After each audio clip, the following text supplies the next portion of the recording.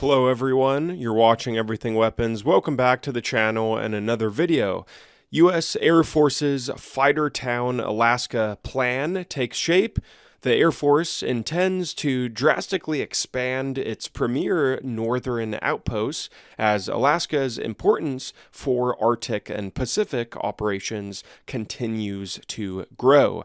We're going to be diving deep into this new story.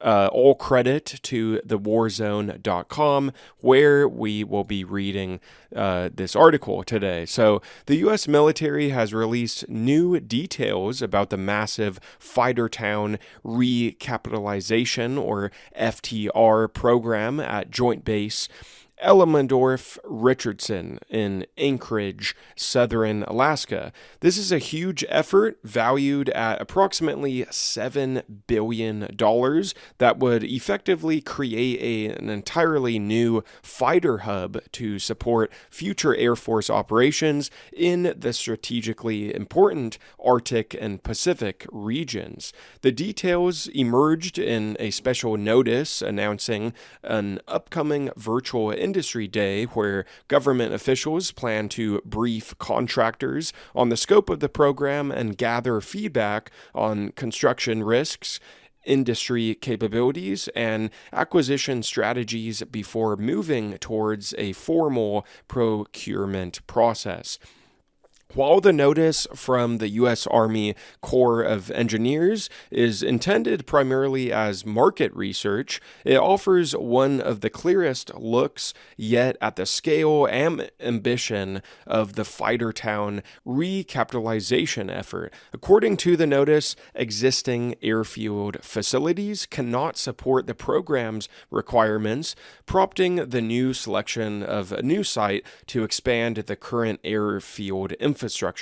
Rather than a collection of isolated projects, the government describes the effort as a complete campus approach intended to synchronize facility construction with aircraft procurement, personnel movements, and logistical requirements. The envisioned campus would include aircraft hangars, squadron operations facilities, corrosion control facilities, maintenance shops, and other aviation support infrastructure. Extensive airfield improvements are also planned, including new taxiways, aprons, shoulders, and specialized aircraft operating surfaces. Highly likely to be included in the recapitalization efforts will be measures to help reduce vulnerability and ensure critical operations could continue in wartime. After all, in a potential fight against China or Russia, JBER would be high on the list of priority targets in the opening phases of a large-scale conflict. As we have repeatedly outlined in the past, aircraft shelters with varying degrees of hardening are suddenly very much back on the agenda in response to growing drone and missile threats. Beyond flight line infrastructure, the project encompasses a substantial support ecosystem. Plans call for a munitions complex, petroleum operations facilities, warehousing and supply functions, dining facilities, visitor control infrastructure, firefighting facilities, training centers, simulators, and housing for unaccompanied airmen. The government also notes that the campus design remains flexible and could ultimately involve modifications to or demolition of existing facilities as planning progresses. Rather than relying solely on traditional military construction contracting approaches, the Army Corps of Engineers says the program intends to leverage authorities provided in the fiscal year 2026 National Defense Authorization Act. Those authorities could allow the use of other transaction authority, or OTA, progressive design build, or PDB, and other alternative execution methods. The notice explicitly states that the government intends to capitalize on private sector innovation while avoiding what it describes as costly and time-consuming federal contracting burdens. It also emphasizes that the execution strategy will encourage industry partners to propose novel technical and construction solutions. The scale of the investment underscores Alaska's growing importance as a hub for America, the United States air power. JBER already serves as one of the Air Force's premier fighter installations and occupies a critical geographical position between North America, the Arctic, a part of the world that has only grown in strategic significance in recent years especially, and as well as the Indo-Pacific theater, where strategic planning is highly focused on a potential future conflict with China. Joint Base Elmendorf-Richardson hosts the headquarters of the 11th Air Force, the service's top command in Alaska, and its third wing, which operates a mix of F-22 Raptor stealth fighters, E-3 Sentry airborne warning control system, radar planes, as well as C-17 Globemaster III airlifters and C-12 light utility aircraft. It is also home to the Alaska Air National Guard, and their 176th Wing, which has additional C-17s as well as HC-130 Combat King rescue aircraft and HH-60 rescue helicopters. HH. Gotta love that name. In addition, in 2023, the Air Force announced the creation of the 55th Operations Group, Detachment 1, at the base as a detachment of the 55th Wing at Alfruit Air Force Base in Nebraska. Don't know how to say that, sorry. The new detachment will serve as a strategic launch and recovery point for RC-135V/W rivet joint operations and exercises in the region, according to the Air Force. The move reflected increased demand for RC-135V/W rivet joint spy plane sorties in the Pacific, with JBER being well positioned for these aircraft to gather intelligence on areas of interest in the northern end of the Pacific and the increasingly strategic Arctic region.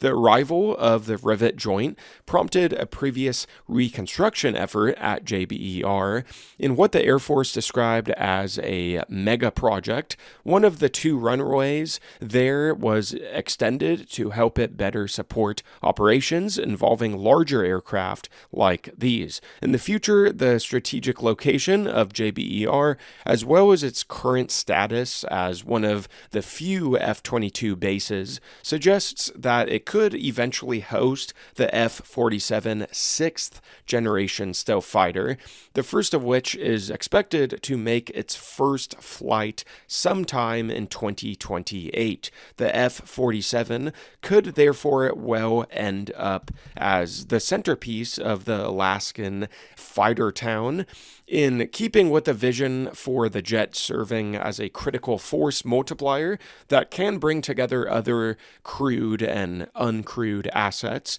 With that in mind, at least some of the Fightertown recapitalization program may be specifically tailored to the requirements of the upcoming new F-47. Importantly, JBER also serves as the focal point for the Red Flag Alaska and Northern Edge exercises. The Red Flag Alaska exercises can take place up to 4 times a year and mirror those flown over the Nellis Range complex in Nevada, with some differences. Namely, the ranges in Alaska, many of which are instrumented and are enormous, can include a more varied array of assets.